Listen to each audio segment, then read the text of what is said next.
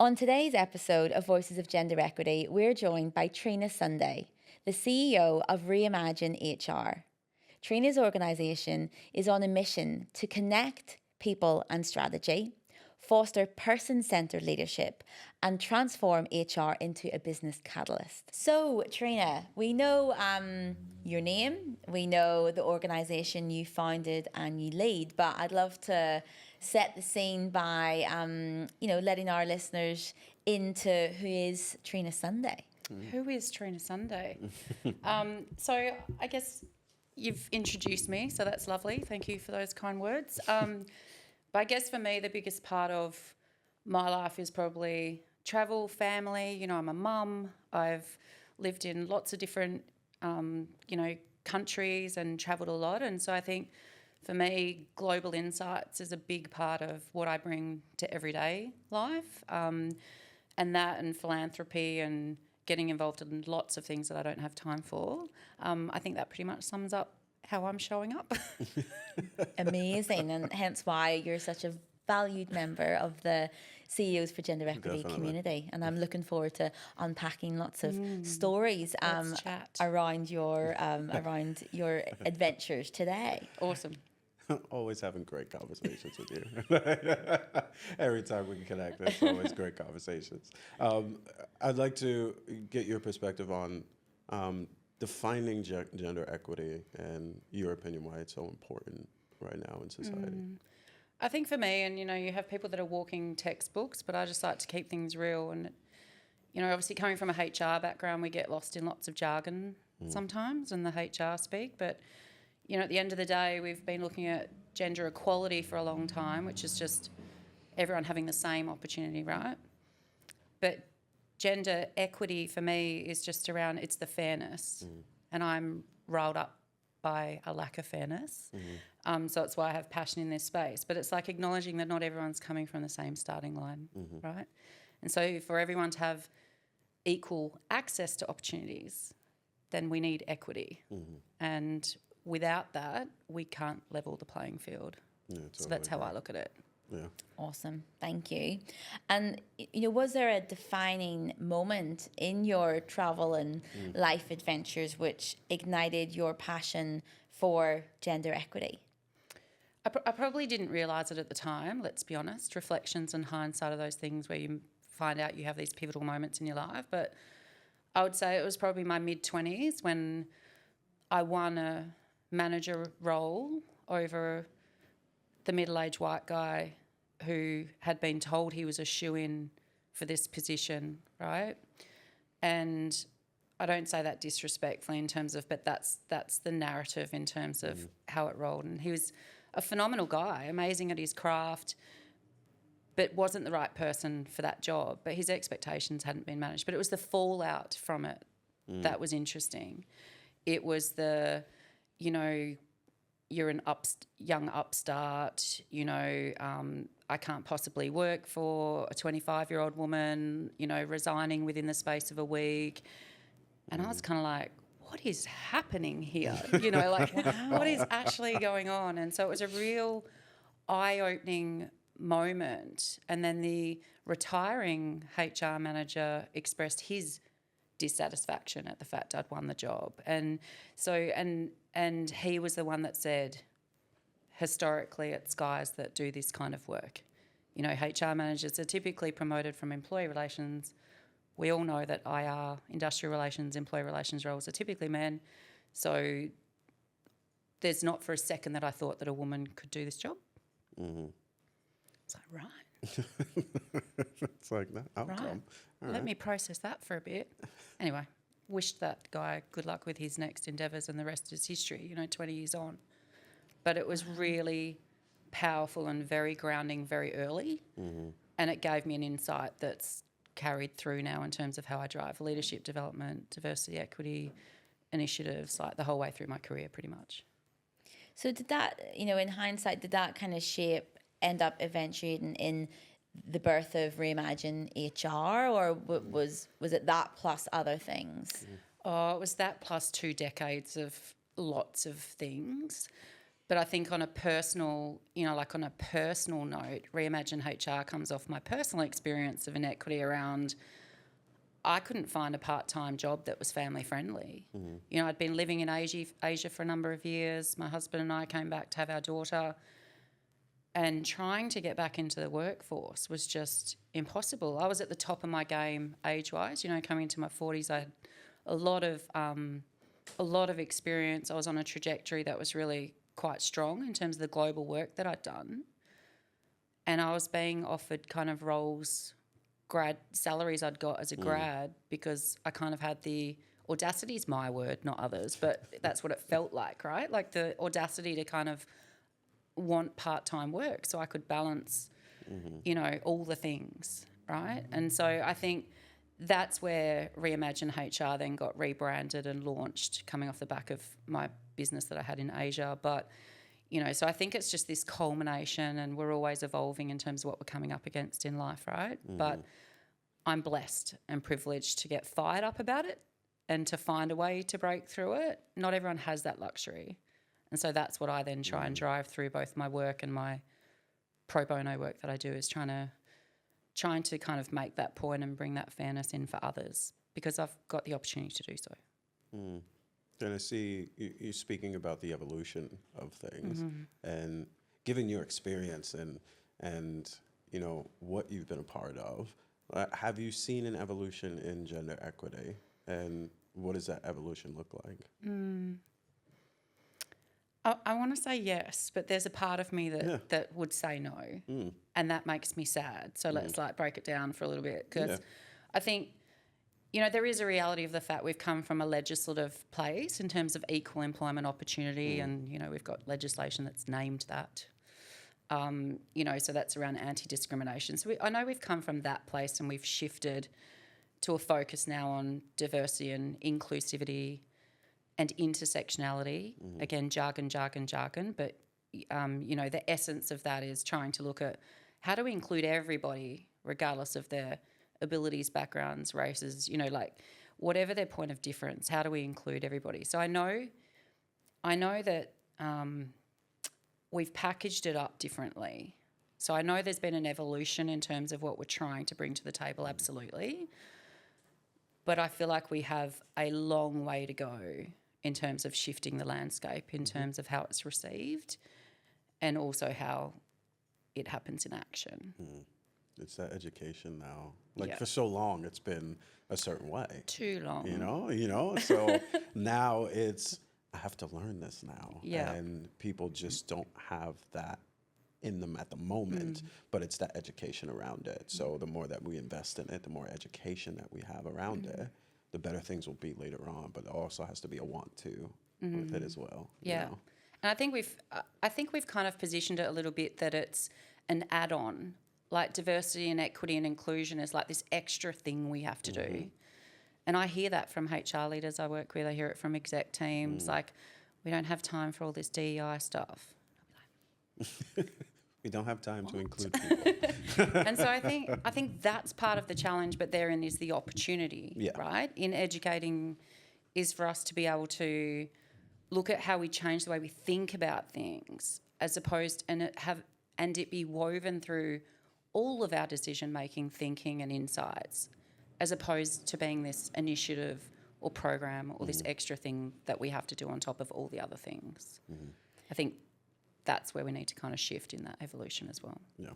Well, Henry and I are trying to do ourselves out of a job. Yeah, pretty We're much. trying to make it so that there doesn't have to be a CEOs for gender equity, because it just happens. Yeah. So I totally agree. Like, the most powerful impact is when it's woven into the systems, the policies, the procedures, the decisions, the conversation, the language.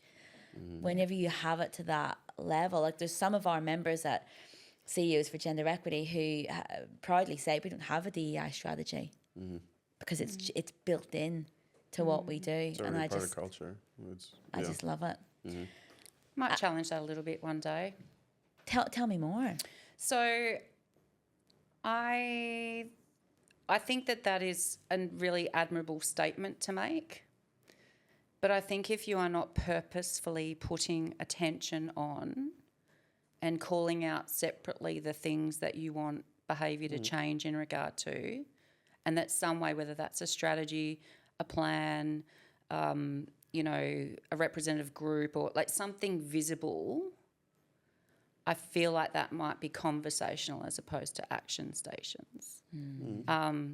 I'd love to be like challenged on it, but I think that often I hear those statements from those most senior in the organisation, and there is a canyon between that sentiment and what happens on the ground with a frontline leader. And so I think if there's not deliberate intention to make change happen, and normally that requires some specific effort, or then I don't think we've got there. I don't think we've probably realised the gravity of the work in front of us to get equity on the table, and if we're not calling it out or visibly having something attached to it, we're also likely not measuring it.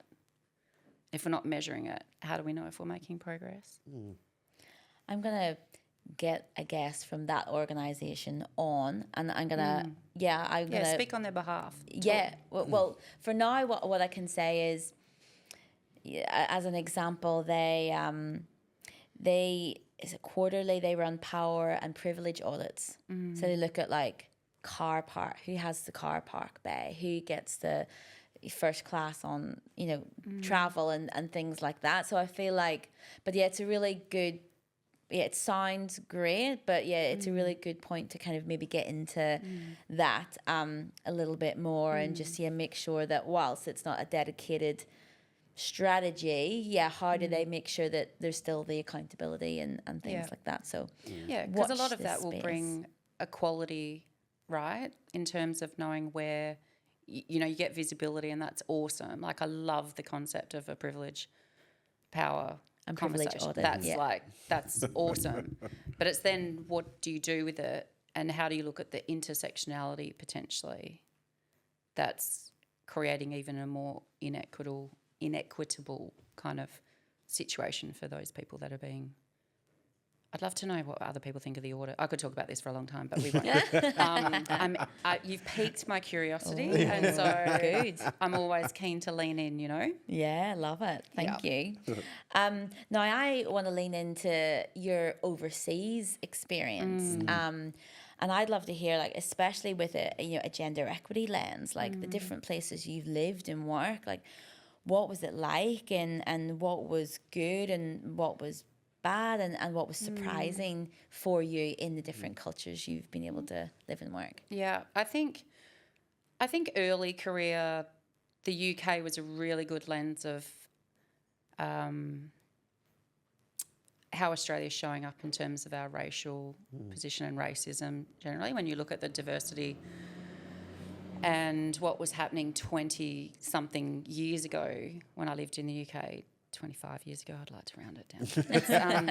But, you know, like I think, so there was a different kind of exposure really early on, but that was also when I was in my marketing phase of my career, kind of before I'd say pivoted, I've banned that word, but, you know, before I'd shifted into the HR space. But I think that was interesting. But I think from a gender perspective, I lived in Japan as well, and I think that, you know, there's really, really traditional kind of practices in Japan that are really interesting, and something I've followed really closely is legislation around, you know, custodial arrangements for children, if there's separation of marriages, and that, you know, the laws are changing now, thankfully, but, you know, there's lots of Australians on the receiving end of the fact that whoever has the kids physically in their possession at the time gets full custody.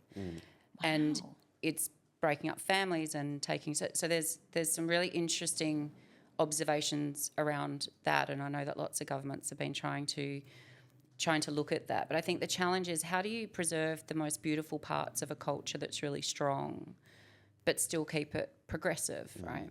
And then so I've spent a number of years living in Cambodia, and I'd say Cambodia is where gender inequity kind of can hit you in the face. Like it can be pretty brutal. There's a saying in Cambodia that men are like gold and women are like white linen. And it's like you can shine the gold, right? You can just wipe that right off. But a woman it's stained forever. And so a lot of that carries through culturally to, you know, virginity for marriage, and, you know, like if there's divorce, and, you know, and so then the disadvantage that can get created for women. And so there's a really, really strong appetite for shifting things in Cambodia, which is amazing. And it's great to be a part of that, because I still do work in Cambodia and every year, and I do lots of different pro bono work.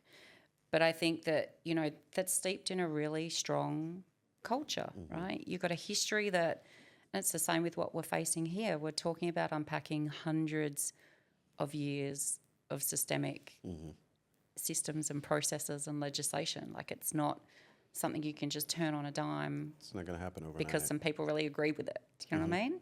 Trying to get whole cultures, organisations, populations on board, the community, like it is, it's huge. And so that's where we need to be tackling it from lots of different angles.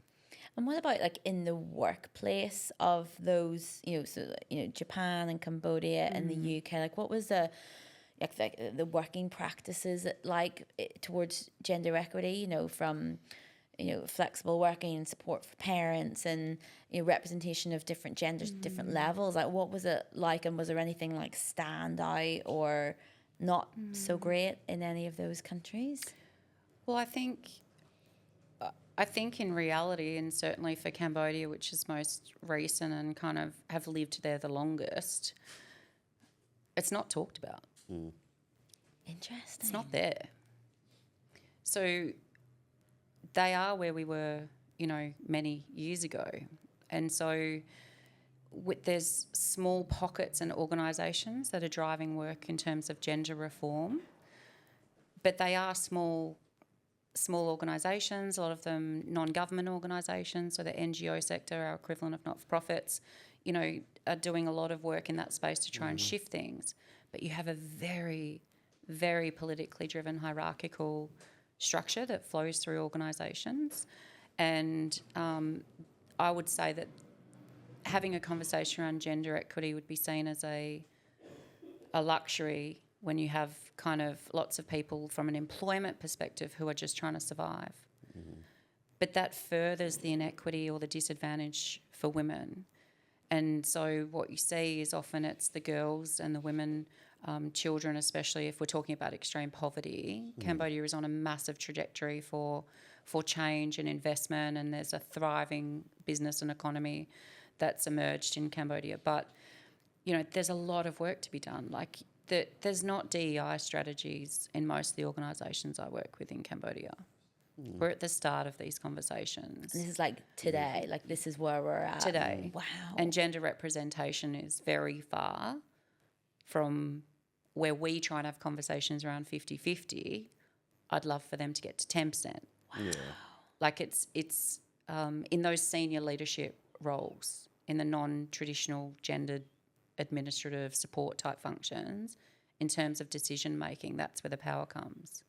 But then there's organisations like I'm on the assessment panel for the Australia Awards Scholarships, which is what DFAT, so the Department of Foreign Affairs, has phenomenal programs in developing countries that support change makers, essentially, to come to Australia and do their masters on the basis they're then going back and transforming their countries, right? And lots of people don't know that we do this, and I've had interesting debates because I've had lots of people that challenge, why do we do that for people abroad and when we've got so much work to do at home? And it's like, absolutely, we do, and we have to level the playing field at home, but we also have to level the playing field globally, because that's how we're going to change the world, right, for the better. I had no idea we did that. That's so cool. So it's phenomenal. And so but lots of what we look for in there is, because of the Australian context, there's equity, there's equity considerations that go into, how do we advance the opportunities for women to get scholarships,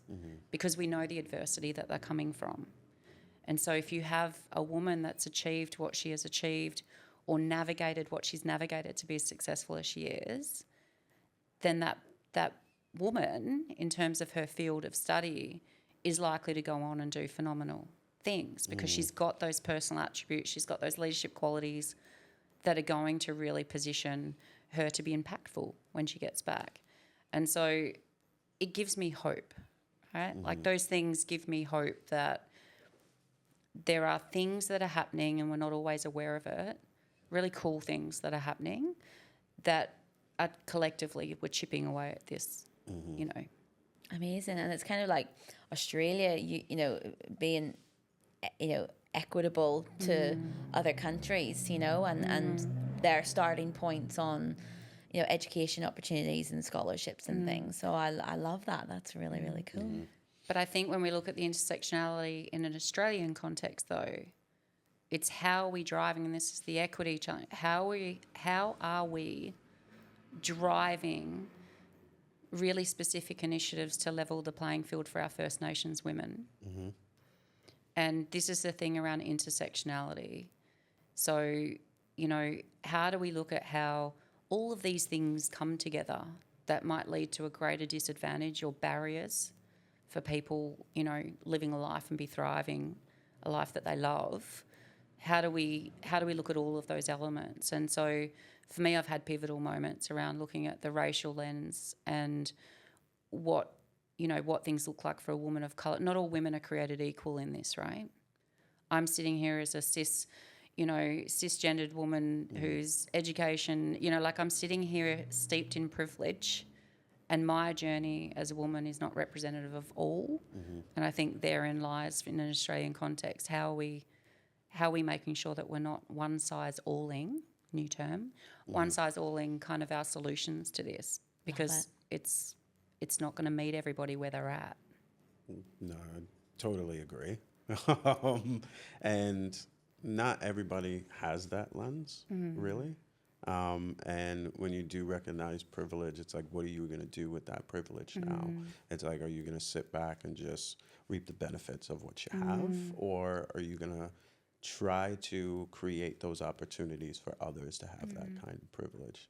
And I always like hearing those stories from people and just learning about where they came from and what they're going through and how they got there.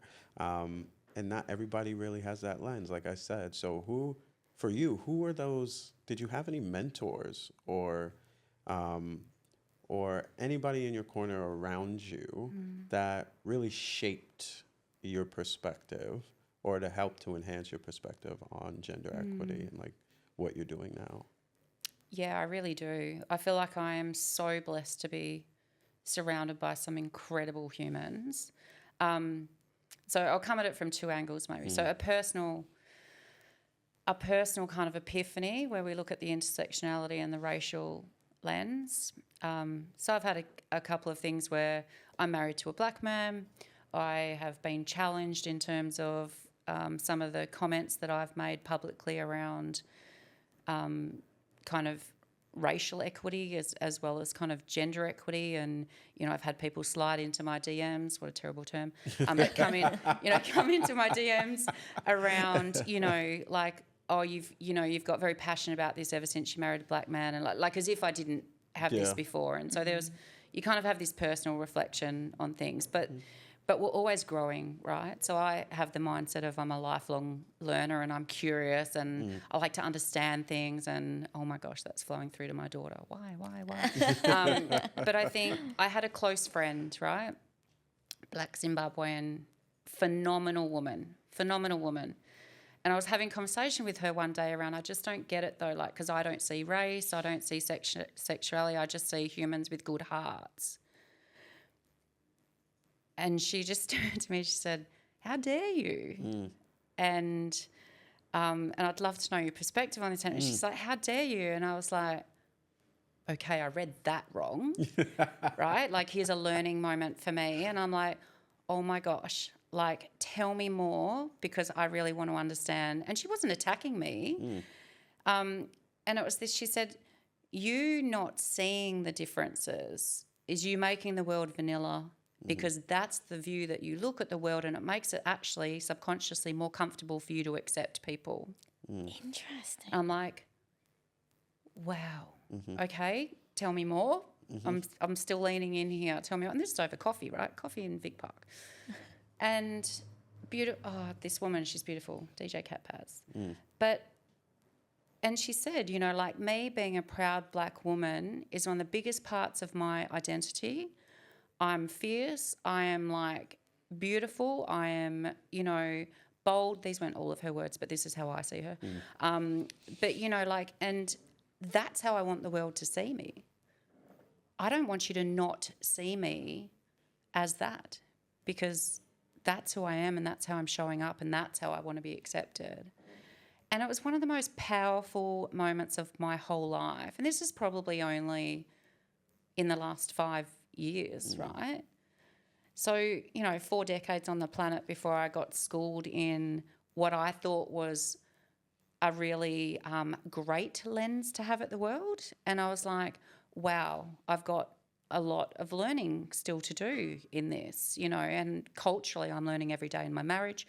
I'm learning every day in terms of how I, you know, weave African culture and how I celebrate that with my daughter, and, you know, purposely finding like African women of influence to just, you know, surround her with, like, but I'm quite deliberate, right? That's what I mean by deliberate intention. I want that for her as her 50% of her identity that's African, and I'll seek it out, right? But then when you look at a professional lens, you know, I think about women like Michelle Redfern. She's got a business called Advancing Women in Business and Sport, and her whole life is committed to creating equity for women. So this is what she does day in, day out, passionate about it being turned from conversation into action. And watching her kind of in a really relatable way have conversations with people so that we don't go into a space of hating on men, because that's not what this is. But it's how do we have a conversation where we have really uncomfortable conversations, but know that we're coming from a place of really positive intent. Like, intention is everything. You know, and then I think about other women like Alicia Curtis. She's the founder of 100 Women. And I look at the power of that organisation and how you can bring together and mobilise such change for women and girls coming off the back of a giving circle, and you can contribute so modestly. And, you know, I guess that's really topical for me because I'm on the grants committee for 100 Women and we're in the assessment round now, which I'm not allowed to talk about. But again, you're filled with hope. You know, 160 applications for grants of organisations doing phenomenal things for women and girls. And, you know, what I want to see is that philanthropy at a community level translating to that kind of effort at an organisational level. And that's what women like Michelle Redfern are really trying to shift the needle on. Phenomenal women, all of them. That's so cool. Thank you for sharing that. And you've stimulated like a aha moment for me as well, because you would think that that's like your previous lens was like inclusive because you're trying to like take away and see people, but it's just fascinating to hear that actually that's had she hit it sort of right on the nail with it. You know, it's like, you don't see me then. Yeah. You know, and well, I always tell people that as well. It's like, well, it just makes it more comfortable for you to move around and walk around and to accept the things that are going on around you. So with that lack of vision, it makes it more difficult for people to navigate within organizations. So it's, once you see the vision, okay, what are you going to do with this new clarity that you have, you know? But it was ironic as well, the reflections on it, where you're like, I've travelled the world so extensively with a thirst for experiencing other cultures and foods and celebrating the diversity of that country. And so I've taken a lot from my travel in terms of those lenses, and, you know, being schooled, the genocide in Cambodia has schooled me in understanding in a more elevated way the plight of our First Nations brothers and sisters, and, you know, and the work I need to do in that space to level up what I learned in my schooling here. And, you know, and I feel like it's a responsibility, right? The balance that we tread is trying to not be transformed, born again in our moments of, you know, what we've what's been revealed to us and in terms of how we want to shift it. And I think it's the subtlety of just real conversations like these where it's like you just share your stories. But I think it's the vulnerability of people being able to say, I had that really wrong. Like, I had that really wrong. And then from an organisational perspective, how do you then celebrate diversity? And I don't mean on Harmony Day, which is Australia again making that celebration more palatable for people because it's Anti-Racism Day, but we have turned it into something celebratory, which is great, but we've shifted away from the difficult conversation, right? It's another really good. And we do it a reflection. day a year. So, you know, and it's the same with equity. We want these conversations happening in real time every day, not just on international awareness days that are on calendars. It's the action behind it. Yeah. And that's it's a great point that you make, Trina, and it's something which we've reflected on at CGA, and it's why we deliberately don't do anything on International Women's Day because we're promoting that this should be every day, an everyday conscious consideration. So it's a really, really good point. I'd love to know, in all the amazing work that you do, what's the most rewarding aspect of it? I think it's when you see, you know, because I mentor and coach a lot of HR leaders and the majority of them are women. Those that reach out for coaching are 100% women. Those that are asked to go to coaching are often a bit more representative. But I think it's when you can see the breakthrough. For me, what is rewarding is when you can see a woman stepping into her power of knowing how great she is. We are terrible at acknowledging our strengths. We are terrible at telling people how great we are or what things we've achieved, or, you know, deflecting compliments, you know, never, and those things are working against us in our organisations, right? And so I do work, you know, with my clients around, you know, what are your superpowers? Like, what are the problems that are out there in the world, and, you know, how do your superpowers feed into that, and how Do you does feel it... like that's a cultural thing? A cultural thing? Like just Australia as a whole? Like they don't really just boast about who they are, or it's like kind of like that tall poppy syndrome? Yeah, I think of. it's probably both. Yeah. But I think the tall poppy syndrome we can all hold as a collective. I think my experience would be that men could stand there quite comfortably telling me how good they are at some things. And from a HR perspective, we see it in terms of how people show up in recruitment processes, or who shows up and who doesn't. You know, and we know from the science, we know from the research that, you know, men will apply for jobs that they might not meet all of the criteria on a job. A woman will not apply until she knows she can do that job 110%. And so, but that's not the challenge with that, though. I'm going completely off topic. But the challenge with that is that we seem to think the solution for that is just building women's confidence. That is not the problem here. The problem is the fact that we have a system or systemic kind of talent processes or recruitment processes that basically have created spaces for bluffing your way through in you know, in some areas where a woman can't do that as easily as a man can. And, you know, I think that, but so the reward comes from, you know, being able to see someone be at a networking event and it's like, oh, hey, Ash, who are you? Like, what do you do? Worst networking question. Julia would say that. Yeah. But it is that kind of thing of saying, you know, this is who I am, this is what I bring to the table, and this is what lights me up. So that there's these moments of, you know, superpowers being woven into conversations. When I see women showing up in different forums, when I see them showing up differently on LinkedIn and online, you know, it's just like, yeah, you did. And you start to see success come with that.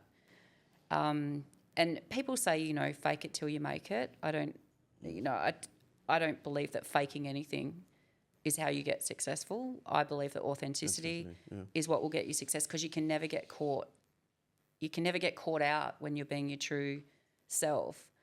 Our challenge or our opportunity is how do we help women to understand what their superpowers are and what their true gifts are that they're bringing into the space, and to help them find a narrative to talk about it without being all shy and watering down what they bring to the table. Awesome. Thank you. I'm learning so much here. I'm just loving it. But I want to just, kind of wrap up this episode, Trina, by asking you, we want this podcast to reach like the hearts, minds, and hands of everyday people. You could be an employee, a parent, a carer, just someone in our community. So what are some actionable steps that our listeners can take to support gender equity in their own lives and in their communities? I think a lot of it, for me, the underlying that cuts across any group and forum that you're in is just to be curious. Like, I think, and that can sound really flippant or a bit kind of fluffy in terms of but I think deliberately. So I think a lot of the time we just don't think about the way things happen, and we don't put any conscious thought to the processes we might be overseeing, or we don't put any conscious thought into how we're distributing chores to our kids in the home, or we're not putting any, we just don't question it, right? And that's the systemic patriarchy, but that's the history of what we've built societally in terms of it's habitual. Like we do things on automatic pilot, like you all would have driven somewhere and then wondered at some point, like, how did I get here? And you do it because you've done it for so long, muscle memory, it's automatic. And that's what equity or inequity is for me. So I think being able to create that curiosity to be able to look at things in all aspects of our lives, to say, I wonder why we do it like that, or, tell me more about what that kind of looks like, and to be, then trying to unpack it a bit. I think you have different conversations with your kids when you do that, or, and seeing the world through their eyes is really kind of interesting when you look at this. And so for me, my daughter's turning 6, and so with, the race, we talk about kind of race, and I'm talking to her a lot around her identity and, like for her to be really strong, because I know, the cautious mama bear part of me is like, I know that there's an area of her life she's going to have to survive before she realises she's exotic and phenomenal, and to step into her power of like diversity. But she's going to have to navigate the systemic schooling structures, the schoolyards, her entry into workplaces.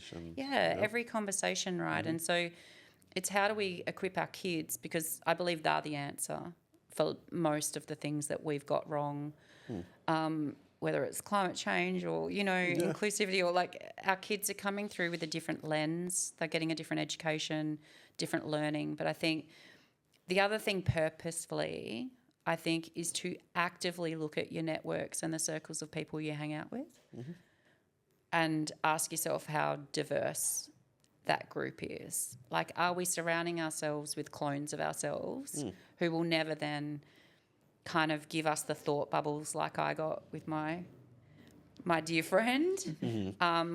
It's never going to come. You're never going to have those curious moments that you can lean into if all the people that are around you in life think just like you. And so I think for all of us, no matter what forum we're in, I think that's the opportunity to be able to step into and to be able to look at life with a different lens. Awesome. So many takeaways. I love it. It's been fascinating talking to you. We are so thrilled to have you as part of the CGE community, and just every event, whenever I see Trina's coming, I'm like, yes. Because you'll just do your thing. Thank you. Like, I know she's going to bring it. No, don't Thank you. Don't do the female thing of water it down. Thank you, Ash. I'm Own here it. to change the Own world. it. Own You're it. I'm here to change the welcome. world. Thank you so much for joining us, and thank you for your support for our cause at CGE. Thank you. Thank you. Thanks. So that concludes another episode of Voices of Gender Equity, the real and raw conversations. We hope this episode has sparked passion, revealed new insights, and inspired you to take action on the journey to gender equity. So until next time, keep championing gender equity, keep going, and keep having those conversations. This is Ashley McGrath and Henry Cooper. signing off from another episode of Voices of Gender Equity, real and raw stories of impact.